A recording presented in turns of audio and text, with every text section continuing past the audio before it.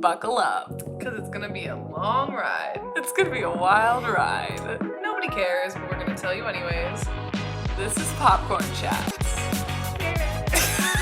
What's up, everyone? Welcome back to Popcorn Chats. I'm Katie. And I'm MICHAE. It's time. We are finally covering the final season of Game of Thrones. The last season.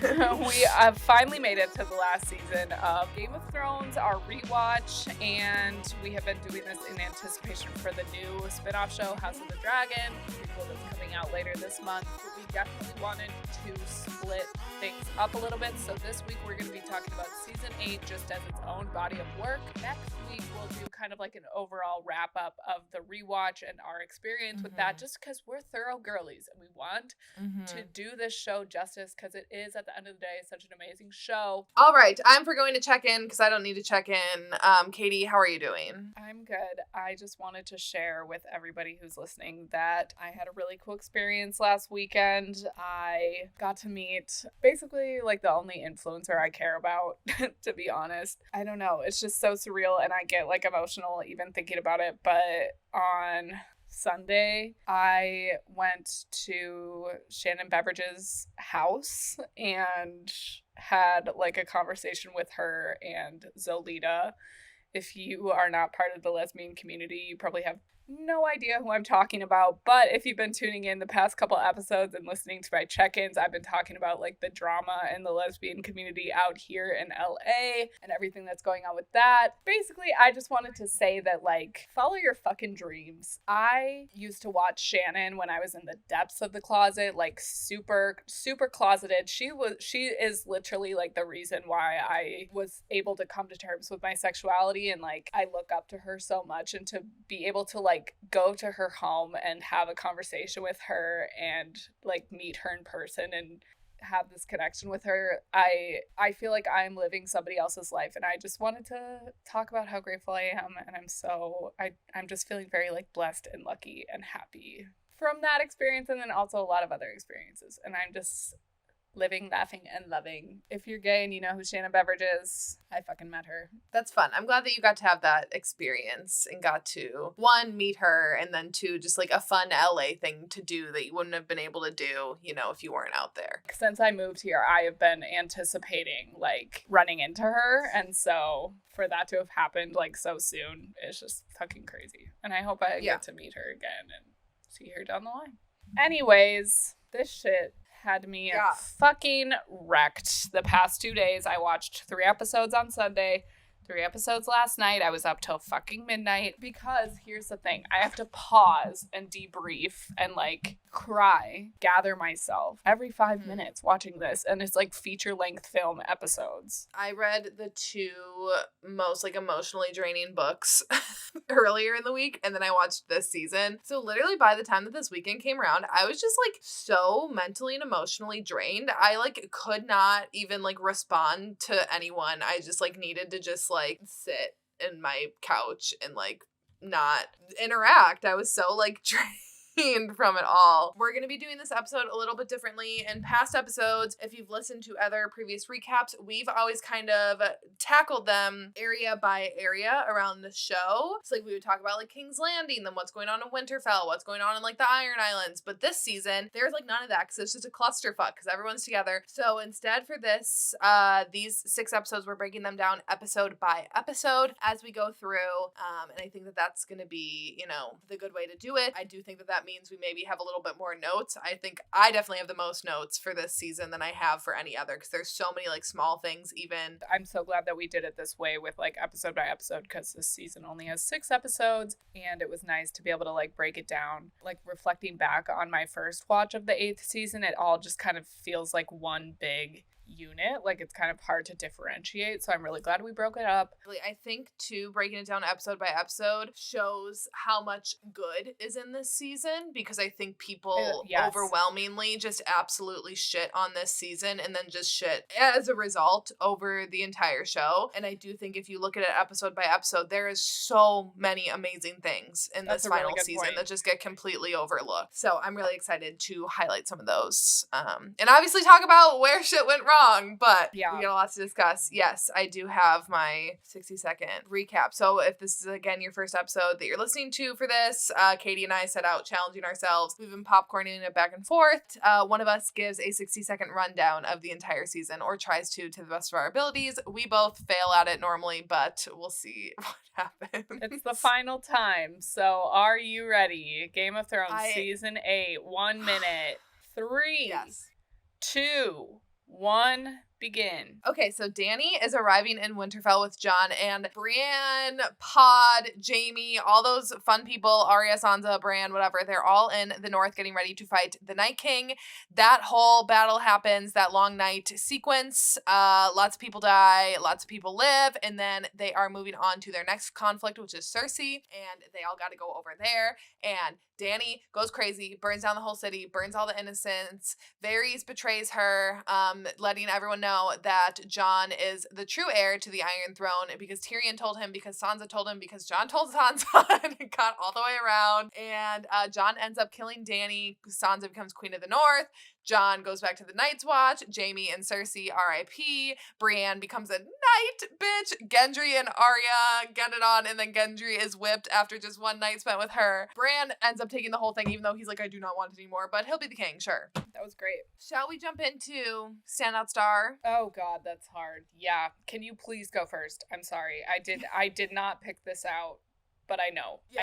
I know. Okay, so again, I couldn't pick just one, and I'm pretty sure in season 7 I also didn't just pick one either, and I'm going with Sansa and Arya. They both absolutely killed it this season. They had so many amazing moments between the two of them. Out of all the characters with how they end, they are two of my favorite storylines and how they end. I think their characters really had like great highs in this season and really great pivotal scenes that they each got to be a part of, and I just overall, like, just watching them, I'm like, this is why I fucking love these two characters so much and why they're two of my favorites, like, because they're everything. So Sansa and Arya, obviously we'll talk about their scenes and stuff, but they were my standout stars. Yeah, I think I'd have to agree with you, or I might just say like the Starks as a unit, which I feel like we have said before in past like standouts, but this is kind of like the first season where they're all officially like reunited, and we get a lot of shots of like all 4 of them, or like the 3 real Starks, I say in quotes, and then like Jon.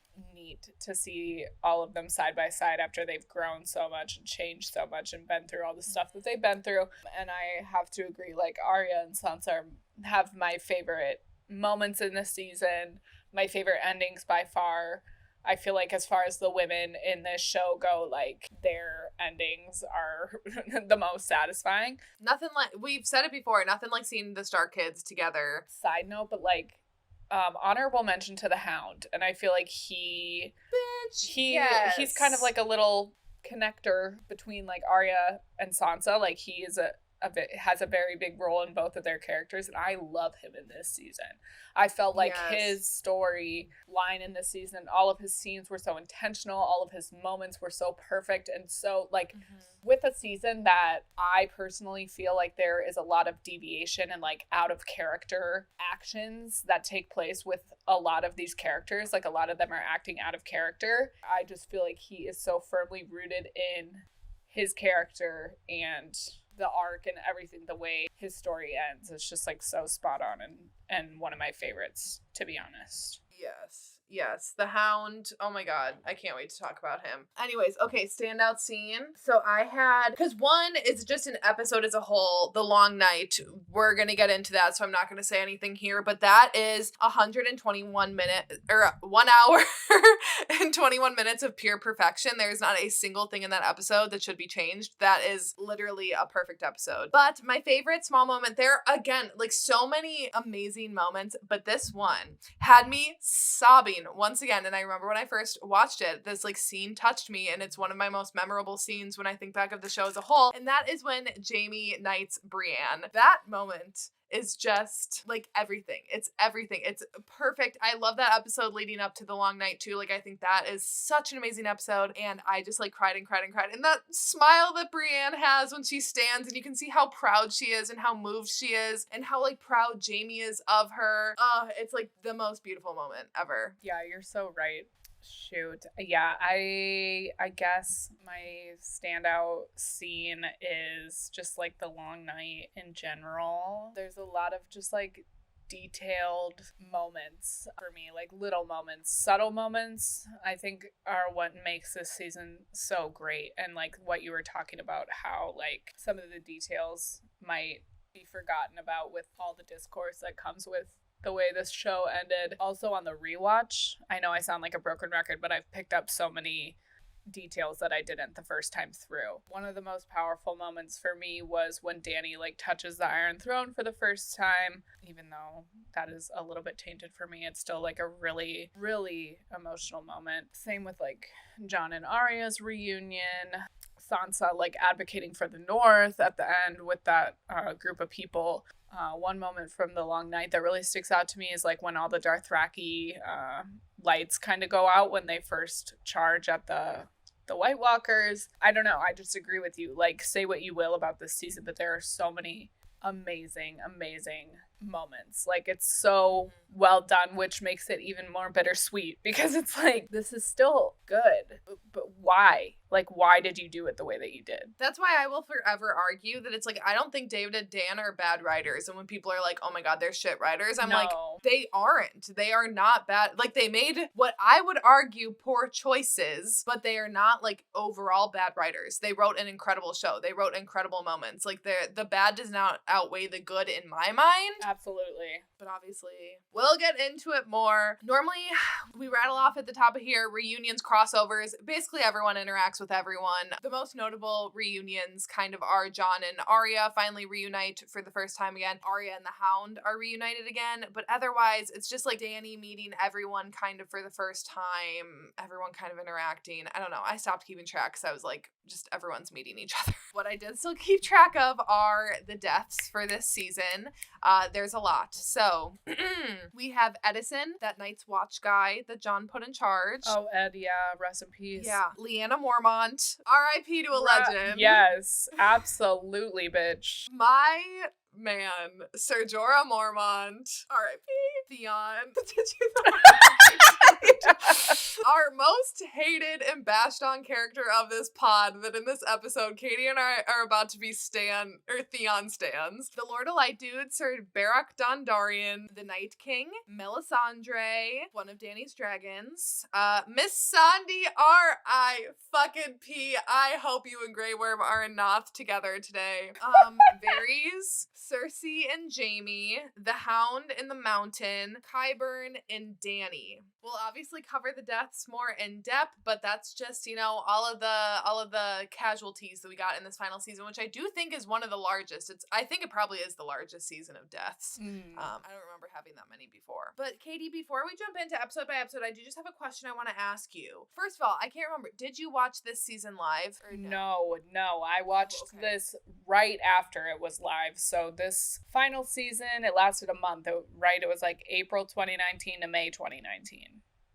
If I'm remembering correctly, and I started watching this show like June of 2019, and I watched it in its entirety the summer of 2019, and I will always remember the summer of 2019 because of Game of Thrones. Yeah, I watched all 8 seasons that summer. So even though you weren't watching live though, do you remember like the hype, the buzz of being like, this is like the biggest moment in television of our lives? Absolutely. Like, it was huge. Absolutely. I remember there were Oreos that were Game of Thrones Oreos that I went and bought because I was like, oh my God. And they had like the Stark sigil, they had the Targaryen sigil, they had the Lannister sigil on them. Like, this was everywhere in the media. It was like leading up to this. And I remember too, before the Long Night episode, like people had those prayer candles with like people with Game of Thrones, people's pictures in them of being like, who are we gonna light tonight? I remember the memes. The Twitter was insane during this season. I remember so many amazing memes about the like Dothraki, how when Dany had more of them episodes after, like it looked like she lost them all, and they were like, did she Amazon Prime them? There was one of a guy in a wheelchair bungee jumping and being like Jaime Bran round 2, like throwing him over the edge. It was just, everyone knew what was happening in this. Like, even people who didn't watch the show knew that this season was premiering. Like, there was no way that you didn't. And the scope of it is insane. Oh yeah.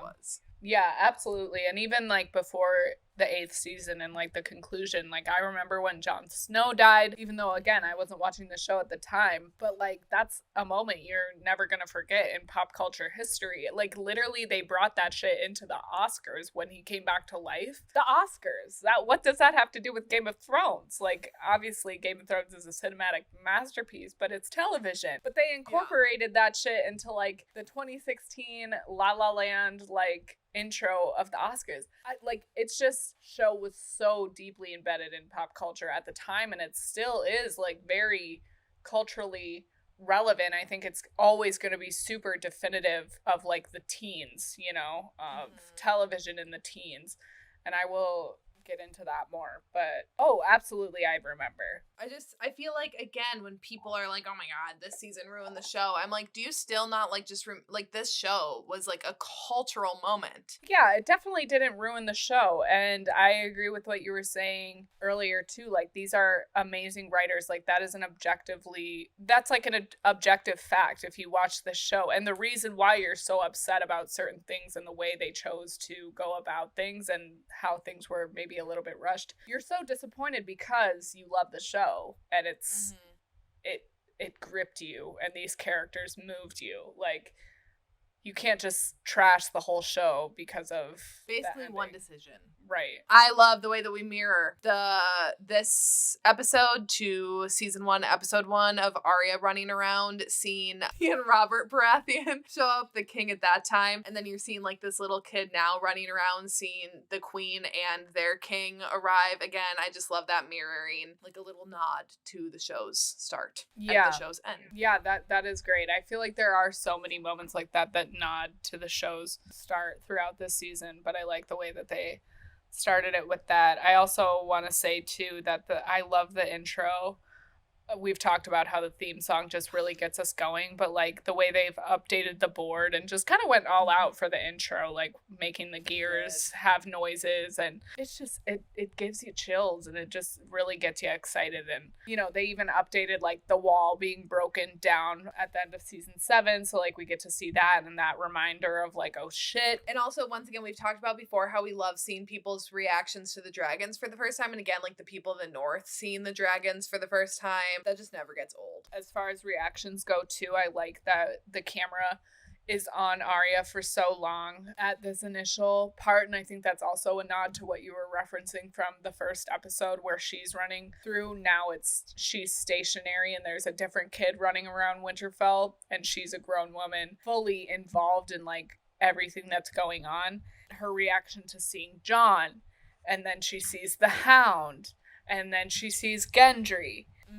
Like it's just emotional, like punch after punch, and it's such a great way to like build anticipation for this season. I love the choice to like stick on Arya just because she has been so separate.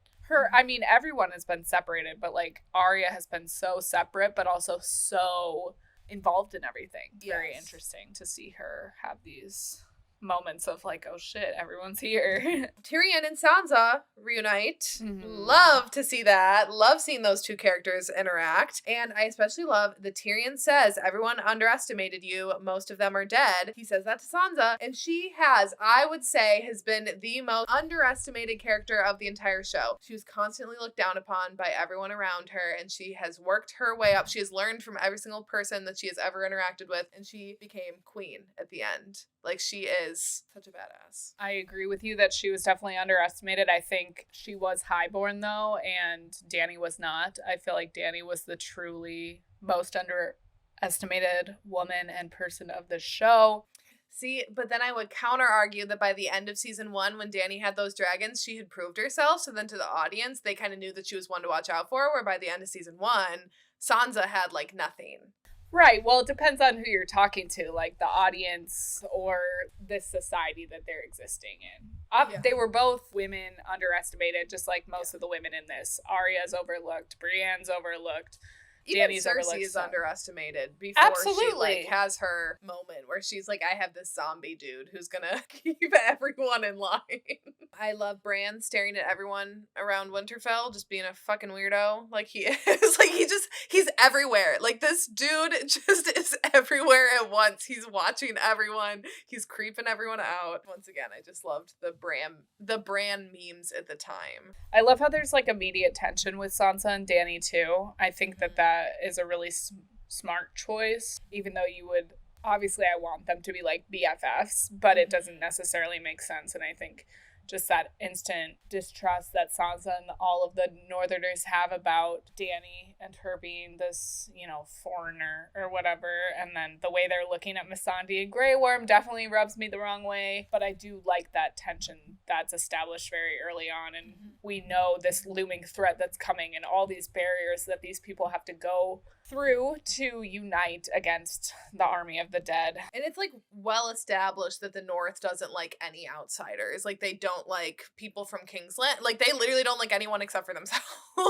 So Right. I do like that tension a lot. And when Sansa and Dany are interacting, Dany, what are you trying to say though to Sansa? Like if Sansa doesn't respect you, are you gonna kill her? Like what are you insinuating right there in that conversation? It's kind of like, Dany, you gotta give her something. Okay, you gotta give her a little something. I know she's giving you a hard time because it's like, Sansa, you're giving her a hard time too. Like, they're both not right in this situation. But I'm kind of like, Dany, like, subtly threatens her a little bit. And I'm kind of like, are you really gonna threaten to kill Jon's sister? Like, is that gonna help you? Is that gonna win you any favor?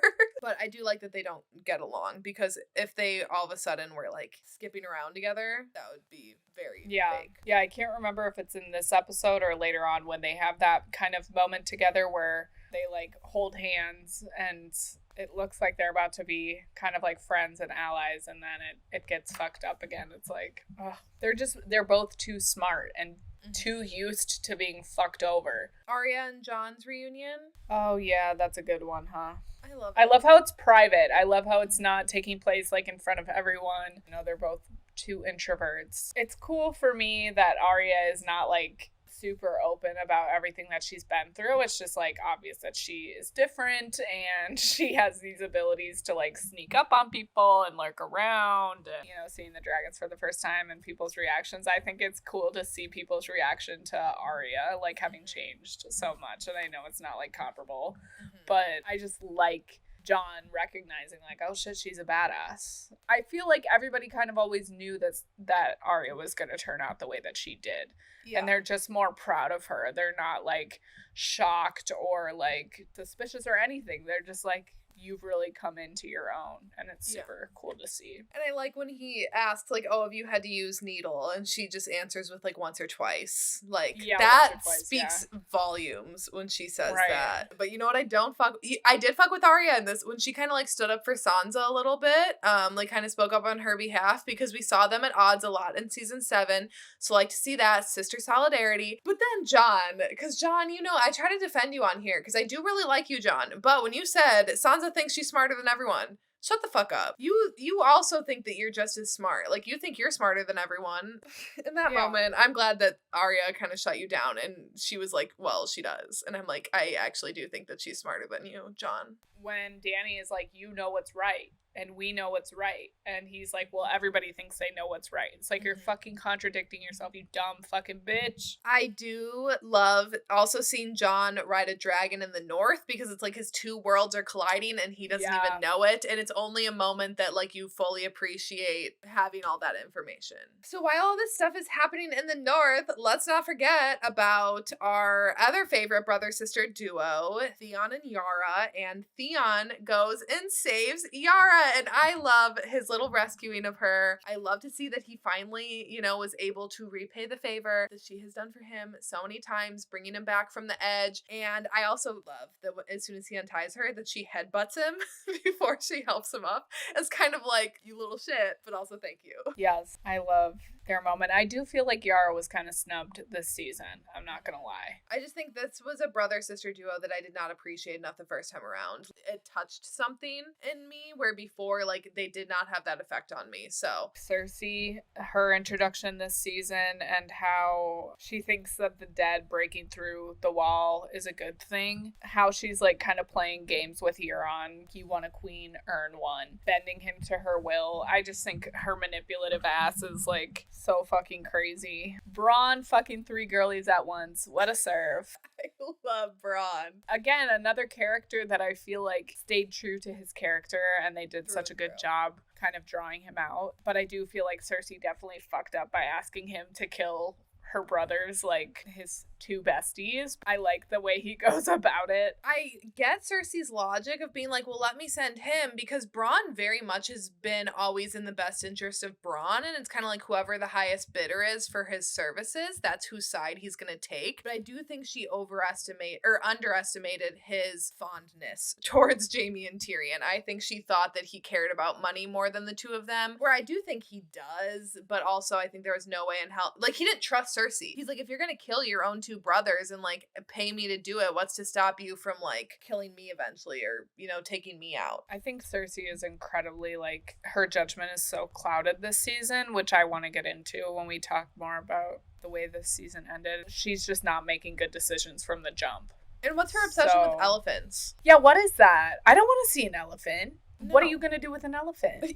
They're just going to get hurt. Where are they supposed to stay in King's Landing? Tell me that. That'd be like trying to keep an elephant in LA. Like, I don't know what you were planning on doing with that. It was multiple times. She's like, I wanted that elephant. And I'm like, why? Baby, she has a dragon. Yeah. Like, if you have elephants, they're still gonna burn. They're not fireproof. I love Arya and Gendry's little flirtation ship that they have. Back when they're like seeing each other again for the first time, like their little back and forth, and they've both changed so much over the course of time. Well, mostly Arya has changed. I feel like Gendry, like, more or less is kind of the same Gendry, but Arya is very different than the little girl that he left behind. Me too. I love that they came back together and like the different type of relationship that they have now, but also it's very like rooted in the past that they have together. I think it's so cool that Gendry being a blacksmith was crucial to the plot this entire time, and he's the one wielding the weapons for the Long Night episode. Like, he's integral, you know? He's helping Jon out with the movement of the dragon glass and everything. And it's just those types of moments where everything is just so intentional. You know, was it intentional or not? I don't know, but it's like they needed him to do that for the Long Night episode, and it's just, I love it. Yeah, we talked about that with Benjen, of leaving him alive. We don't really care what's going on with him right now. We don't need to follow him, but if you leave him alive, he can come back to like serve a purpose. And I feel like that's kind of what they did with Gendry. You know, they left him alive. They're like, we'll see what happens with him. I feel like that's why they left Dario alive too, just in case if they ever wanted to bring him back. I think by the end it didn't make sense to have him back, but I think they left it open-ended enough. They needed to in season 8. They could have added him. Yeah, something notable about this writing and direction. It's seamless, the way that these characters all come together. It's not forced. It's not awkward or like cringy or anything. It is so seamless, and you're realizing like all these tensions and all these miscommunications, and these people have beef and these people are in love. It is so well done. And again, like going back to how great this writing is, like that's where it's good. And I think it helps too that they had the same director for episodes 1, 2, and 4. The Long Night is a beast in and of itself, but that, I think the director was the Battle of the Bastards director, I'm pretty sure, and the Hard Home director that did that one. So like clearly A+ job on that. Then having those 3 episodes of the first 4 all done by the same director, I think helps because they have like a cohesive feel to them. I really also like the plot point of Sam being the one who saves Jorah, and Jorah loving Dany, and Dany is the one who killed Sam's family.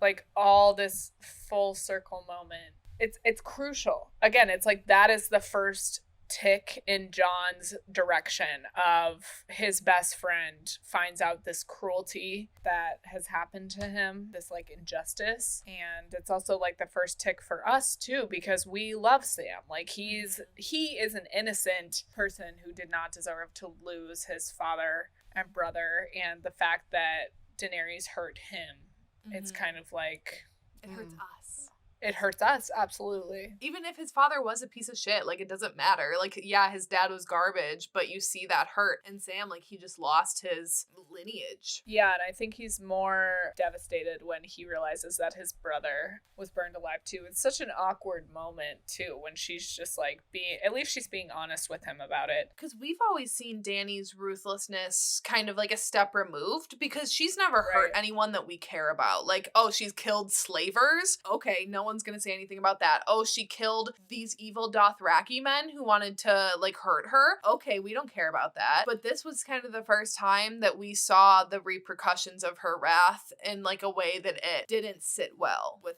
us because of love for Sam.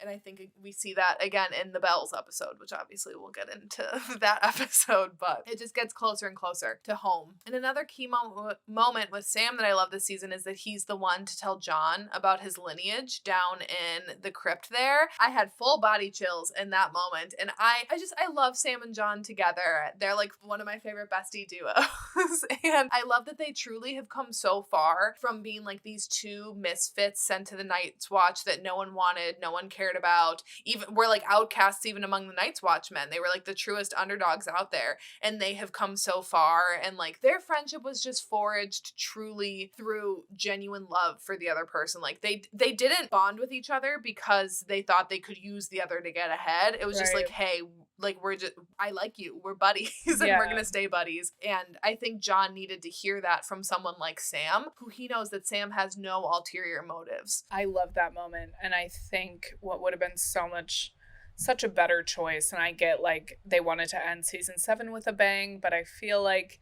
the wall coming down and the White Walkers breaking through and John and Danny getting together was enough. I wish so much that we would have found out John's lineage with John, because that moment is so well directed. The music, the timing, the editing is so good. And I feel so much in that moment, like tingles through my body when he's figuring this out. And it's like, imagine if we were also figuring it out. Mm-hmm. Because at this point, it's kind of like not wasted time, but it's like we already know.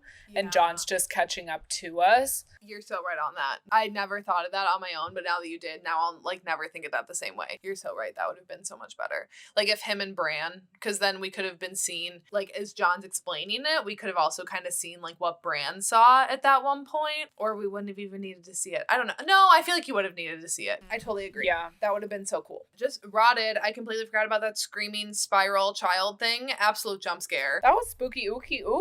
I forgot about that too. I think I trauma blocked that. I mean, I'm glad that it was people this time instead of horse parts like that one time, because it's like I am desensitized to people, but I was like, don't hurt the horses. And just lastly, I absolutely love that we end the episode with Bran and Jaime, with Jaime turning and seeing Bran. Like, I know that obviously this show is not like a modern show, but I would absolutely love the like, oh shit sound, like song to accompany that moment. We start the episode with the nod to the first episode of the series with the kid running through, and then we end the episode with literally what started it all, and that epic moment in the pilot. Not epic moment, maybe a child getting paralyzed isn't epic. Poor choice of words.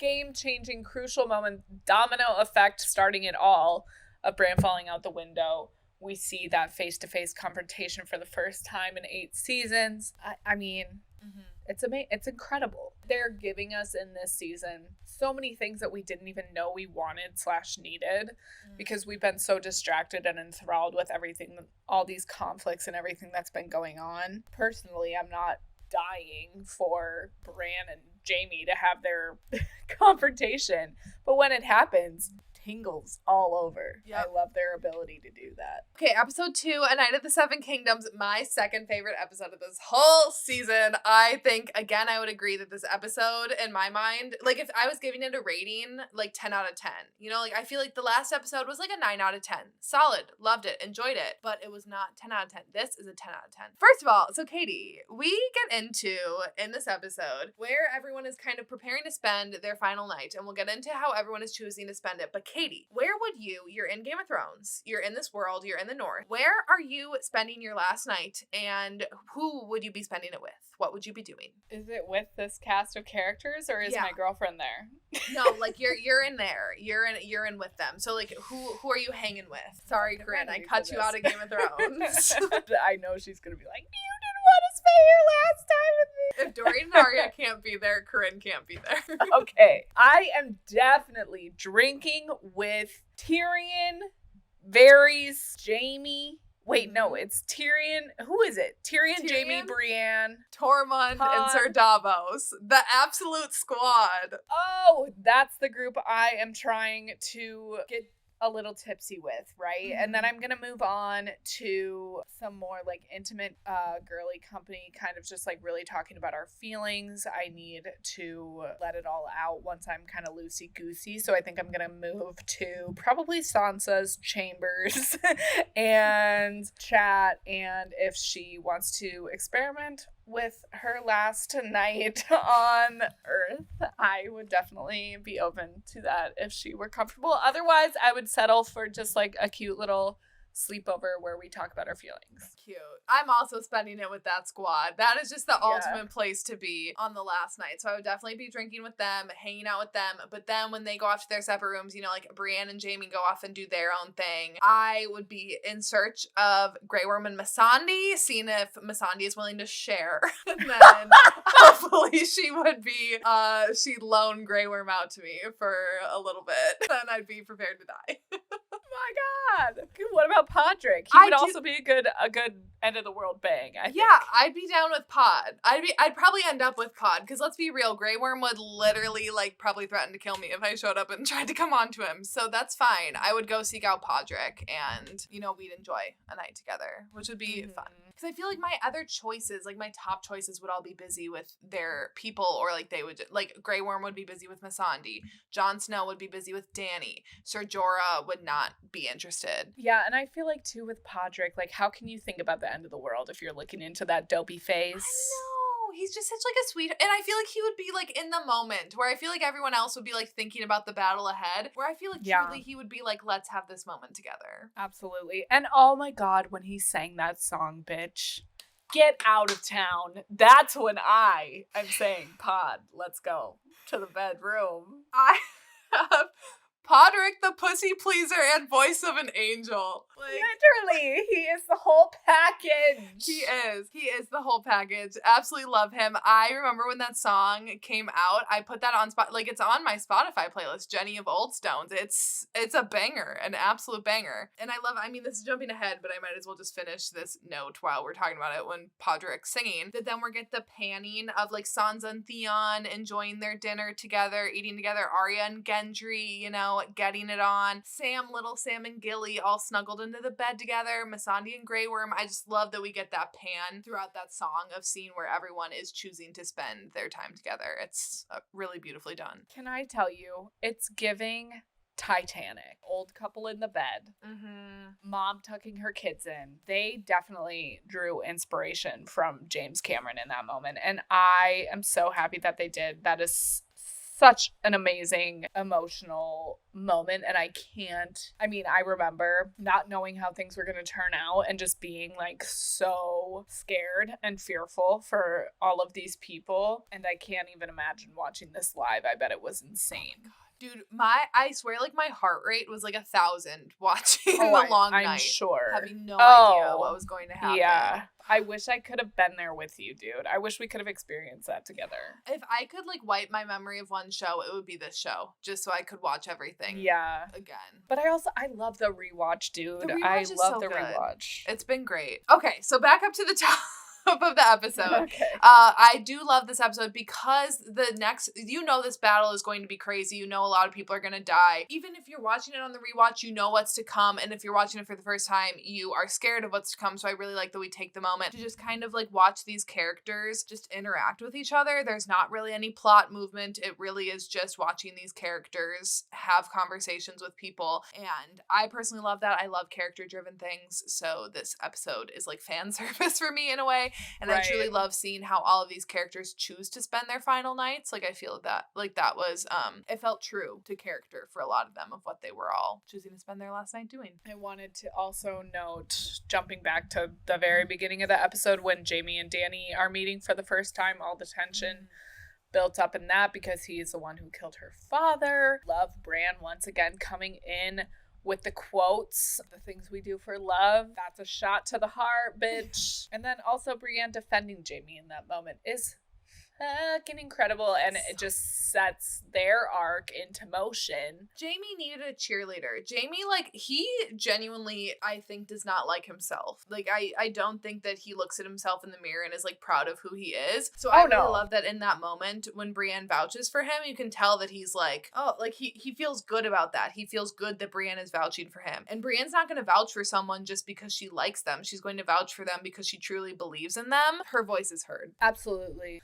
How he doesn't have much self-respect, I don't think she does either, even though she is very confident and, like, will always speak up and do what's right. But I don't think she realizes how much her vouching for him means to him, because he respects her and kind of looks up to her, which is, you know, a consistent thing throughout from when they meet to the end. But especially in this season, you just see how much respect Jamie has for Brienne when he's like, oh, I'm gonna sleep with a knight. It's like, yeah, you fucking are, bitch. Yeah. Get on your goddamn knees. Like, come on. Also, Sansa and Donnie's Sansa and Danny's conversation. Arguably, I'd say two of the most powerful women on this show, and both extremely smart. And like you said, very wary of each other because they've been fucked over so many times and they've both seen so many horrible things that they are very wary of new people and also challenges to their own power. Sansa kind of vouching again for the North. Like,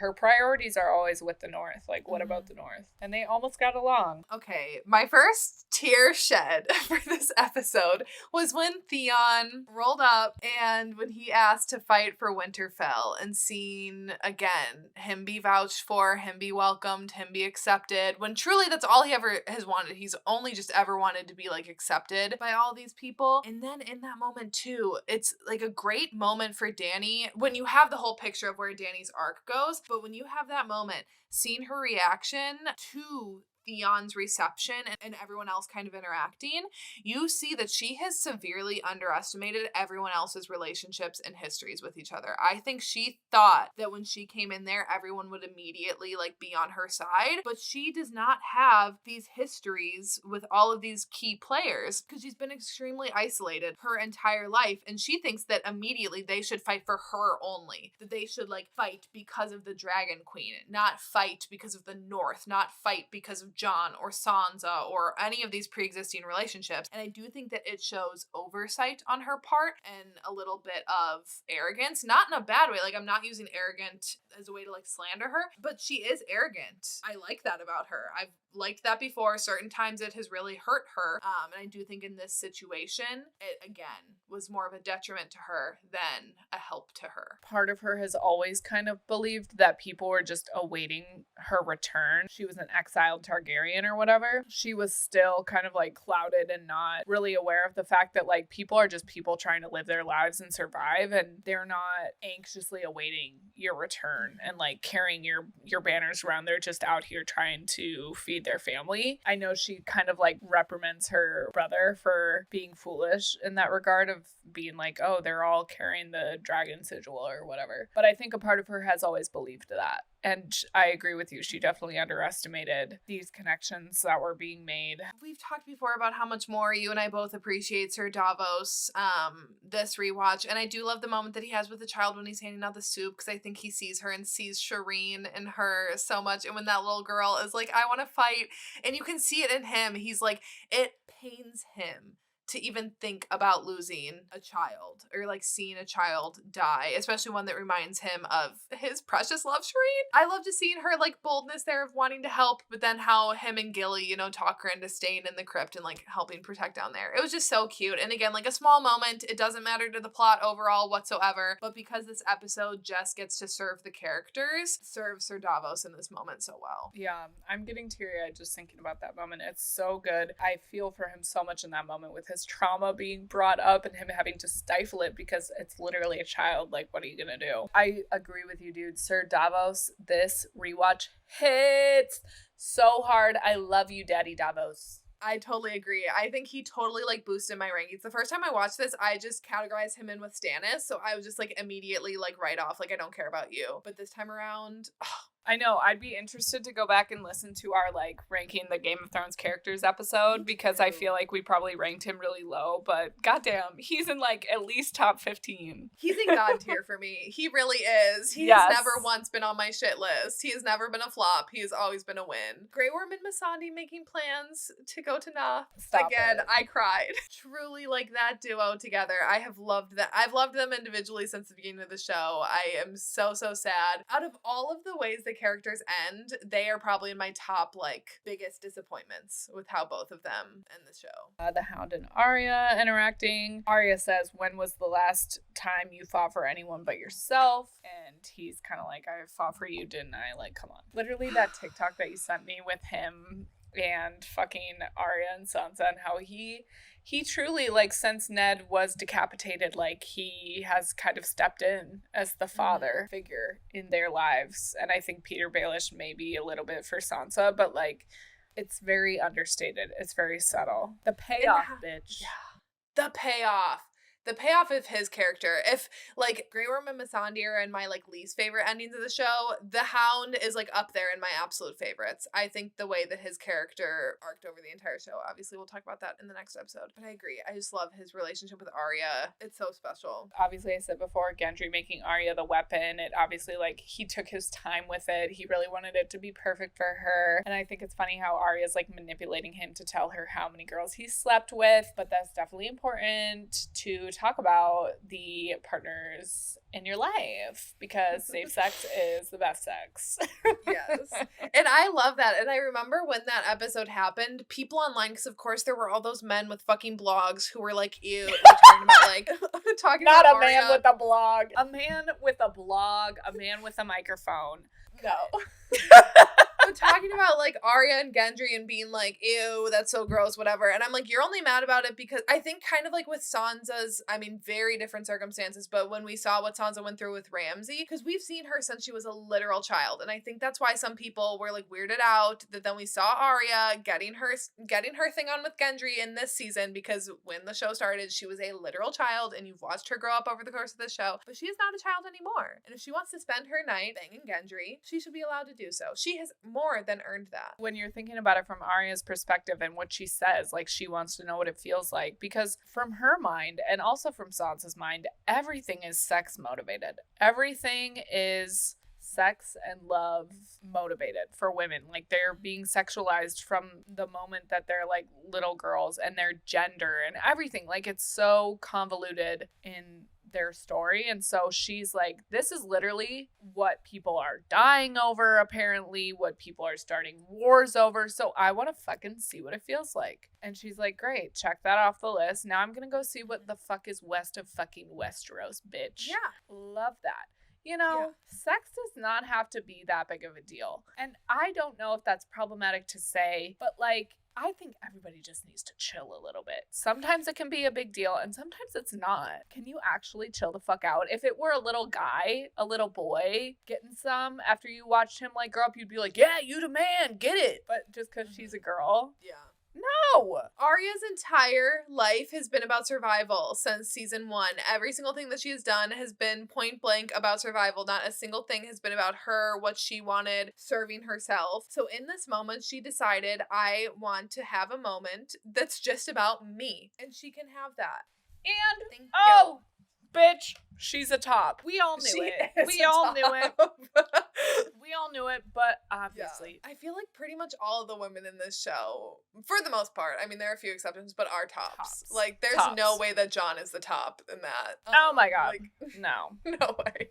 Then we have the ultimate fucking squad, and what I think is like the highlight of this episode. We have Tyrion, Jaime, Tormund, Brienne, Sir Davos, and Podrick all hanging out, all partying. I love the fact that Tormund decides to like tell them about how he got his nickname and how he killed a giant. And he was suckling on a giant's breast, and that's how he got so big. Because everyone around him is just looking at him like, what the actual fuck is wrong with you? But they're also like, you know what? Who cares? Like, we're all about to die. We'll indulge this man. And I think that's iconic. So I love that we get that comedic relief balanced with the moment where Torment, you're making points when he's like, why aren't there women knights? He brings that up. He's like, why are there none? And everyone's just like, oh, it's just tradition. I had like so many tears. Like, this was full on crying. It wasn't just like a few tears. It was like full on crying. Seeing Brienne be knighted. I know I kind of already touched on that when I was talking about my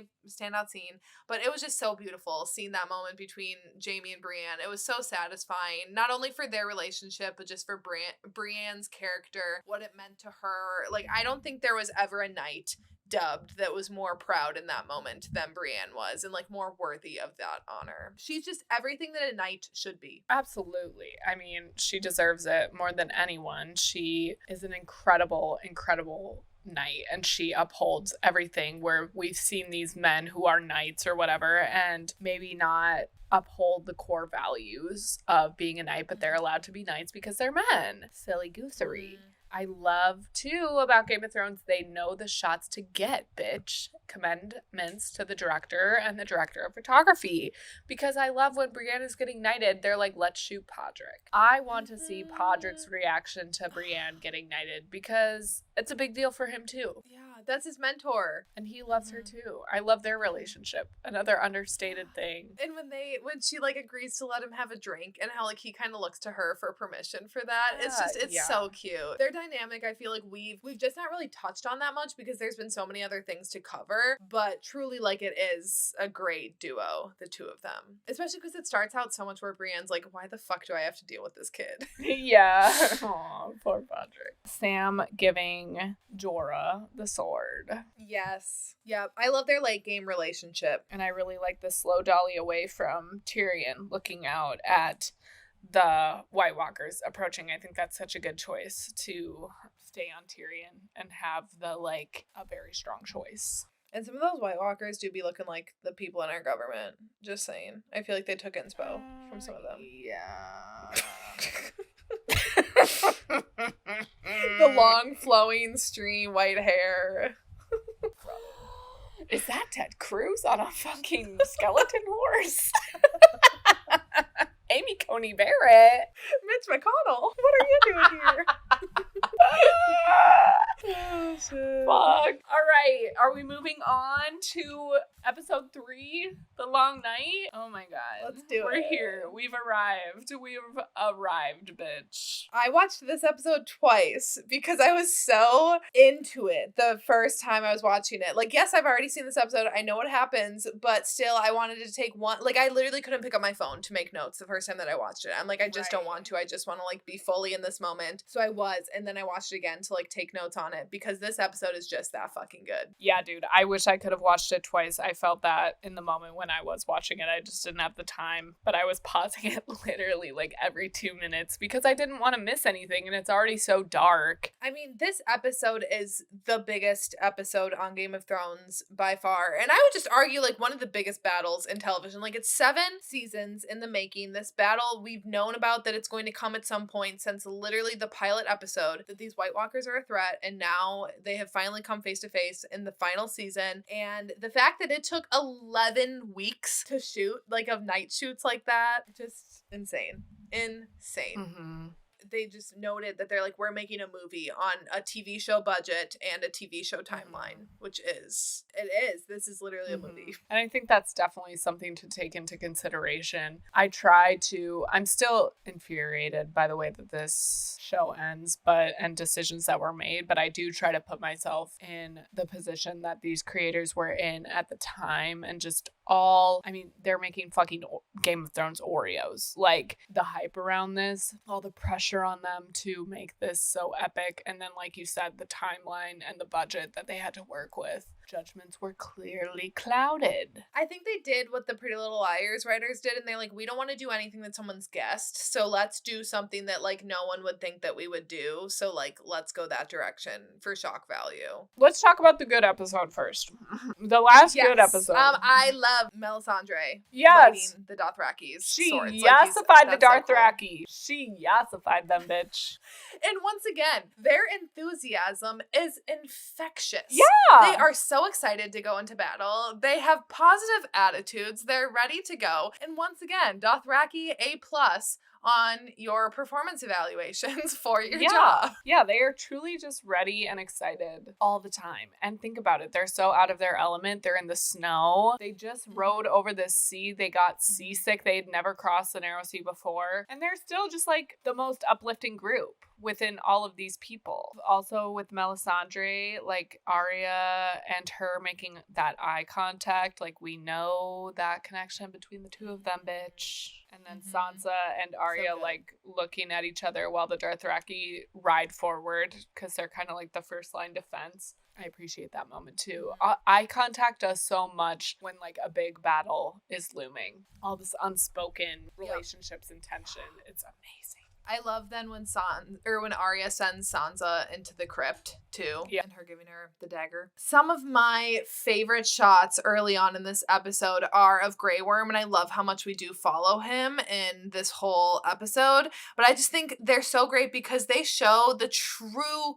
We know the chaos of the White Walkers, but the Unsullied from the very beginning have been this army that is unflappable. They've been raised since they were literally infants to not fear anything, to not like waver in battle whatsoever, just be like machine killers. And even he cannot comprehend the madness that is the army of the dead, and seeing that, it just like it fully reminds us, like, while we've been exposed to the army of the dead before, not everyone has, and not everyone knows that level of chaos. I think the commonality that all these people have, like the entire group of people that's in Game of Thrones and all different walks of life that they all come through or come from, the one commonality that they all share is their fear when they see and when they're confronted with the army of the dead and the White Walkers. Everyone, the bravest of the brave, are afraid of the capabilities of this army and the implications of this army, like the end of the world.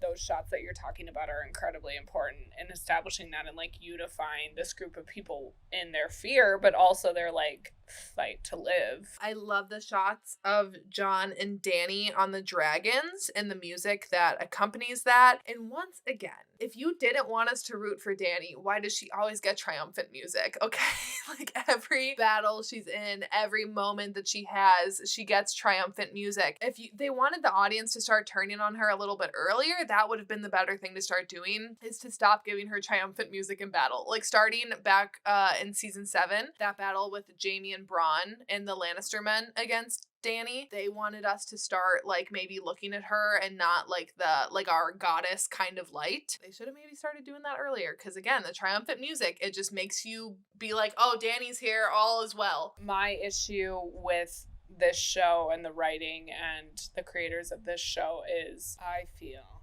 that they wanted us to root for her and spin it the way they did, and that really, really fucking upsets me, because I would never, ever, ever, ever do that to an audience. Like, not that many people listen to this show, but I feel like a sense of responsibility for the type of content that we're putting out. If I'm on Game of Thrones level and I have millions of people tuning in, there's no fucking way I'm doing that. Whether it was a mistake, an oversight, or intentional, fuck you. And I had the exact same note. She has always been the beacon of light. She always comes out when the all hope is lost moment and the darkest of the dark. She is always the light.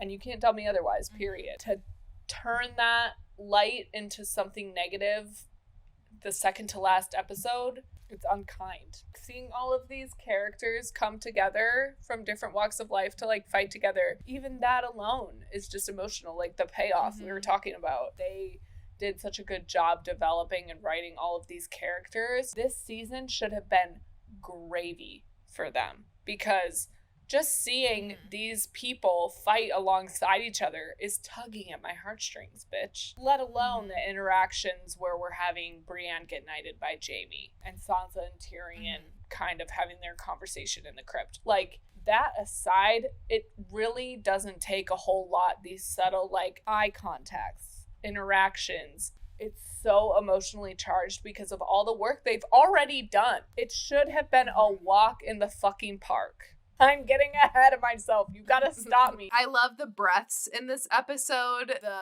structure of it, like battle, pause. It's not like, because you can't just have straight up battle, like on the edge of your seat this whole time. You have to have those moments where you can kind of like take a breath. And I think that episode does that really, really well of balancing that throughout it. I also really like the moment where Arya, it appears that she's shooting at the Hound, but she's actually defending him. Like, that's the true definitive moment where we know, like, where her priorities are, and, like, this whole list situation that she has, it's kind of taking a back burner in this moment, similar to how Jaime has this loyalty to Cersei, but it's being put on the back burner for the time being because of the pressing issue of a literal zombie winter army coming to kill everyone. Dany putting the throne on pause. Right. For this. Absolutely. Yes. When Sansa gets down in the crypt, I love her and Tyrion's conversation. And when he says something about like them being married and stuff, and she says like, you were the best of them, and his reaction to that and being like, oh, really? Like me? I was the best of them. It's just, again, like another lighter heart. I mean, like a dark moment, like a dark humor when they're talking about that, because you know what Sansa's gone through with her other husband. A little like lighter hearted moment for the two of them nonetheless. And then her saying that it wouldn't work out because of the divided loyalties. And I think, again, we're in the midst of this battle with the White Walkers. We can't forget that because everyone is unified in this moment right now, that's not going to stay that way. Yeah, and like Missandei's kind of defending of Daenerys when Sansa's like talking negatively about the Dragon Queen, and Missandei's like, without the Dragon Queen, we'd all be dead already. So one of my favorite moments when we were just talking about the Hound and Arya in the other episode here, one of my like underrated moments of this episode is when the Hound is like, he is having an all lost is moment way earlier than everyone else is. And when the Lord of Light dude is like, come on, like Clegane, you gotta fight here. And when he's like, it's useless, like we cannot win, we cannot beat them. And when the Lord of Light guy like points to Arya and is like, are you gonna tell that to her? Are you gonna tell her that it's hopeless? And you see Arya just fighting like tooth and nail, and that like really gets him going, because again, he can say that like he cares about nothing but revenge, but he freaking loves Arya. The dialogue, he says, you can't beat death, just all ties back into the what do we tell death, not today. And the Lord of Light guy's like, well, tell her that. And she's literally telling death, like, not today, actively fighting, coming from behind. She's an underdog. She should be losing every fight that she's in because she's half the size of every person that she fights, but she is always constantly telling death, not today. We see Arya being a killer, but we have not seen Arya in battle before, so I love seeing her in this battle. And with her weapon, when she has those moments, like Maisie Williams is insanely talented in that moment during doing her own work in that scene. It's amazing, and I just love that new weapon that she has. Like, it's fun to watch. I just like watching battles in general, like hand-to-hand combat, and that's just like it's something different compared to everyone else's regular swords. Yeah, she's like the Billie Eilish of combat, and like her little niche group that she's a part of, because she does it all herself. Like, she designs her own weapon, she like takes things from her mentors or like people she meets along the way and just applies it to what works for her. I love this weapon choice for her and the different, you know, dynamic that we're getting to see, the departure from the normal needle. We have the Lord of Light guy dying for her. Love that. Love again that he's brought back for a purpose. Everyone serving their purpose. And like when the White Walkers start like dampening the flames by falling on them, creating this little bridge. Yeah, it's so good in that moment. It's terrifying. And also then when Melisandre is trying to light the trench, you know? Lyanna Mormont, talk about it. How are we feeling? R.I.P. to a fucking legend. And Juan. She made her impact. I know. So sad. I'm like, why did y'all not burn his body? Like, he died in Winterfell, you know? Like, you guys could have literally burned him. Right. They didn't. So kind of that's on you, honestly. But absolutely love the way that she went out. I don't necessarily think, like, what was she gonna do afterwards? You know, like, I think it was fine for her character to go when she did. And I liked that she went out fighting because she's always been a very mighty character and liked seeing. Yeah, it's a great death. Sansa, like, hearing people banging outside of the crypt is hard to watch. Again, it's giving like Titanic vibes for me. I hate anything like that where it's just like people struggling. Like, everything is so meticulous, and I do believe in the Lord of Light, and I feel like I'm a Lord of Light subscriber because it's all to save Arya, and it's all like this grand master plan. It has to be some sort of like divine energy. And I just think it's such a good moment when the Red Woman is like, what do we tell Death or whatever? I love her thing about the shutting eyes. Yeah. The dragons fighting each other sucks, and I hate that. Also, another bone-chilling moment is when Dany, like, spits fire onto the Night King, and he literally just, like, walks through the fire and smiles. Serve, daddy. But also, you're spooky. And I'm afraid of you. But also would smash. 1000%. Him turning to Jon and just, like, raising the dead. Like, that moment right there gave me so much anxiety when I was watching it for the first time, because I like remember that moment out. You see that because I genuinely got so panicked because I started feeling like so claustrophobic and so anxious because I was like, there's no way out. He's being surrounded by dead people. He's not going to be able to be out. And when you see him in that moment, like completely surrounded, too much for me. The first time I ever saw that. Yeah, they're all so down bad. Like, all the work we just did, all the people we just killed, they're just back. Plus, all of our dead are now part of them. Like the Dothraki. Lyanna's eyes open, like, get out of here. I know when you get her and Edison, both of their eyes opening. Yeah. Oof, that's hard. I really appreciate a well-executed all hope is lost moment. It's needed in every feature, and this is basically a feature, as we've said. And I feel like the all hope is lost moment lasts a really long time, and it's super good when they all wake up, Lyanna and Ed, and then when the White Walkers like get into the crypt. Kind of more leading into that all hope is lost moment. I've said it before, I'll say it again. There's no Jon Snow I love more than Jon Snow in battle. Like, that is where he shines. I think Kit Harington is amazing. I love him in his battle sequences, and I love that we're getting his POV after he gets off of the dragon and has that interaction with the Night King, that we see him trying to make his way to Bran, and along the way we see Sam crying and like getting attacked, and Jon, like, he doesn't even stop to help him because he's like, I can't help you right now. Like, I need to get to Bran. And we see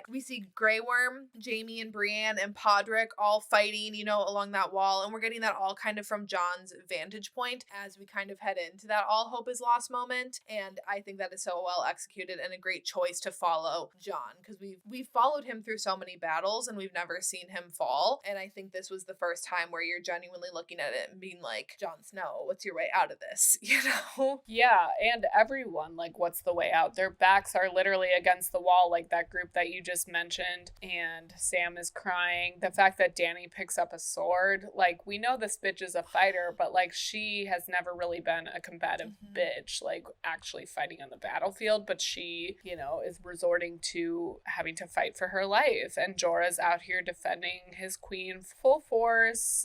When Jorah swoops in, I cheer. Tyrion and Sansa hiding together. Just the music, like the sound design, that piano, that dun dun dun dun dun. When that starts, the second that Sansa pulls that knife out, that is like timed with the music. Chills. Yeah, because it's like Dany pulls out a sword, and then Sansa, like the people who have been fighters but never like sword fighters, dagger fighters, like fighting with weapons, they are resorting to that. That is truly the all hope is lost moment when ladies are forced to fight. It is truly the most masterful writing I have ever come across. That music is just like so memorable. You know, when I think of this episode, I think of that deep low piano. It's so good. And I love the touching moments that we have too of like people kind of accepting their fates a little bit. Like we have when Tyrion kisses Sansa's hand and like they really connect in that moment and they like find that comfort in each other. And then Bran and Theon, when obviously Theon fighting, first of all, is great out there. But then when he kind of has that final moment of realizing like, oh, the Night King is here. And when Bran says to him, like, you're a good man. Yeah. And like those are his parting words to Theon. That's amazing. Jon facing Viserion, like White Walker Viserion, how he's trapped there. When you're panning through all these characters in slow motion with the sound muted, I think that's an amazing choice to have it muted, have it in slow motion, have the instrumental playing. It's just, you really truly think that everything is coming to an end when you see the Night King like walking his path. There's nothing really in his way anymore except for Theon. But besides Theon, like there's nothing getting in his way. Yeah, and here's the thing, baby, about villains. They do not run. They do not pick up their feet. Darth Vader, not a runner. Voldemort, I'm not seeing that bitch run. And here's what I'm saying. Maybe if they ran, they would win. Maybe if they put in some cardio days, Literally, it would be coming out on top. Why do we have to have the slow walk? I want to see a villain run for once. Can you? But I feel like they look stupid. Think about Voldemort running. But I do love that with all of that, you are so focused that unless if you're rewatching it, watching it for the first time, I remember my mind completely blanked out. I had no clue where Arya was. They do such an amazing job of creating so much chaos later on in the episode. You're so worried. Dany and Jorah are out on their own in the middle of a field. They have no one to help them. You got the whole squad with their backs against the wall. You have Jon facing the White Walking Dragon. Like everyone is about to die. So your mind is like too scared for everyone to really like try to remember like, oh, 20 minutes ago, Arya went running away somewhere. Where is she? You know, you aren't thinking about that in that moment. And they do such a good job of creating that chaos that then when she shows up, you're like, oh my God, where have you been? You know, it's so good. Yeah. And when you see her coming out like that, everything you know about this character, like, oh, fuck yeah, she's that badass bitch since the jump. Thank God. She's gonna kill this motherfucker. And he just, boom, grabs her by the throat. You're like, fuck!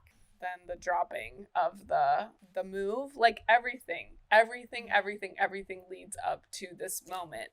And it's interesting because I was watching this episode with someone who has never seen Game of Thrones. He was just like sitting with me and watching it. And he was like, that's the lamest fucking villain ending I've ever seen. And I was like, you don't know the context down to the movement, down to the dagger that she is using to kill this motherfucker with. This dagger started this entire show and it's ending like this darkness. It's just so well done. I would like to talk about the deaths. So we lost a lot of people along the way in this episode, but the two in particular that I would like to... So by the end of this episode, we've lost Edison, Lyanna Mormont, Theon, Jorah, the Night King, Melisandre, and Sir Beric Dondarrion, Lord of Light dude. But I in particular would like to talk about Theon and Jorah, if you would indulge. Absolute tears streaming down my face. And Katie, I just want to know, why do we now stand Theon at the end of this? He truly had... We hated him. Like, I wanted him to fucking die so many times in this season, and then watching him actually die broke my heart. His redemption arc is insane. Right. Yeah. I mean, that's just good writing. They had the capability to do that, to make us, like, loathe entirely Theon Greyjoy in, like, season 3 and 4 and 5. But I think that's what they were trying to do with Dany too, in a way. Like, we loved her season 1 through 7 and half of 8, and then they were just like, now hate her. And that happens with a lot of characters. I think Theon is like the most dramatic, because even like I would say Lord Varys is kind of, you don't necessarily know where he stands, and in some moments you love him, and in some moments you're like, you fucking snake. But at the end of the day, you don't want him to die. Yeah. I feel like we feel that way with a lot of characters. Even Tyrion at the beginning, you might not like him very much. And then by the end of the show, we love him. But Theon is definitely a very dramatic. We hated him. Go back and listen, baby. Roll the tapes.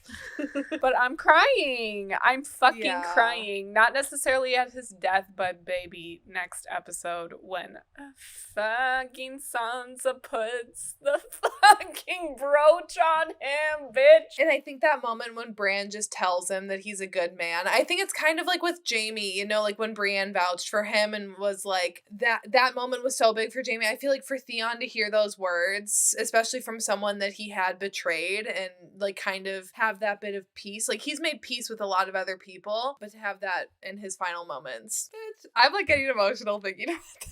Yeah, because it's Bran. Bran is the one who he, you know, if he would have burned Bran and Rickon, like back in season 4 or 5 or whenever that was, like everybody thought he did, that would have been like a point of no return moment, I think. But the fact that Bran is the one to tell him you are a good man, and he is this like all-knowing being at this point too, and then also living proof that Theon is a good man. He did not burn. I mean, he burned 2 innocent boys. I mean, in the grand scheme of things, that's like the smallest slight I feel like the characters have done on the show. Alfie Allen, I finally looked up his name. 10 out of 10 acting. Like, he's in one of my top performances, I think, overall, of like how he played his character over the course of the show. Just so good. I agree, yeah. And one thing I will say too about Theon's death is like, why the fuck did we not get any type of reaction from Yara? Like, the last interaction that we have is him saving her and her headbutting him. I love that moment, like you said before, but what the fuck? Yeah, I would have liked to have seen maybe like before the meeting, like her and Sansa, maybe just like having a moment where Sansa could have like said like, oh, I was there for your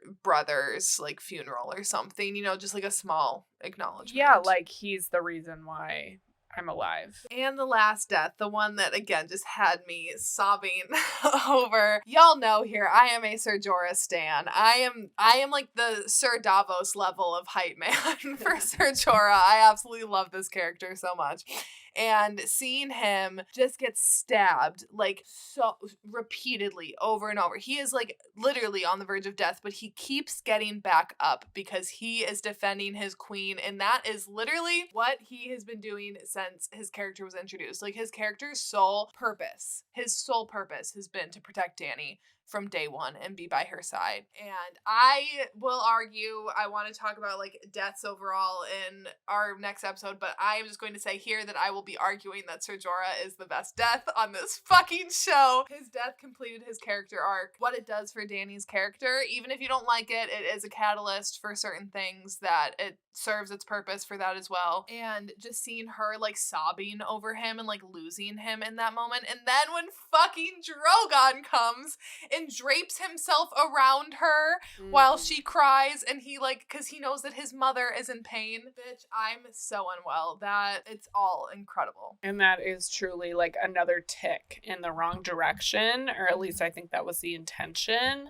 Hey girlies, so we got a little carried away, and I think we're definitely gonna have to split this episode into 2 parts. It's literally 10 o'clock where Michaela is, so we're gonna stop recording for the night. We did 3 episodes of season 8. We will talk about the last 3 next time, and these episodes are just going to come out when they come out. Going forward, it's going to be season 8 part 1 that you're listening to right now, season 8 part 2 that you will listen to in the future, because I know you guys are highly anticipating our thoughts about the end of this fucking shit, this fucking show. And then we will do our fun little Girly Lila's Time series rewatch recap episode sometime before the House of the Motherfucking Dragon. Game of Thrones fans and Popcorn Chats fans, we are giving you so much content. We're blessing you. Period. Yeah, I love that. I love that for us. I feel like I knew that this was going to be a long episode, but I think I underestimated that, even though just a one-off comment about being like, oh, I really liked the conversation with Arya and the Hound, that's not like all that is. Like, we both have thoughts to expand on it. So I think I underestimated how long it would take us. And obviously, I don't want us to feel like we can't like say stuff just for the sake of time. Like I want us to both be able to get it all out. Like this is our, like I would argue probably the most excited we've been to record an episode in ever of the podcast. Literally, bitch. And it's our fucking show. So we're gonna do whatever the fuck we want. And we'll see you next time, fucking Lilas. Please follow us on all of our social medias at Popcorn Chats Pod on Instagram and TikTok. Thank you so much for listening, and we'll see you next time for Game of Thrones Season 8, Part 2. Lilas! Lilas.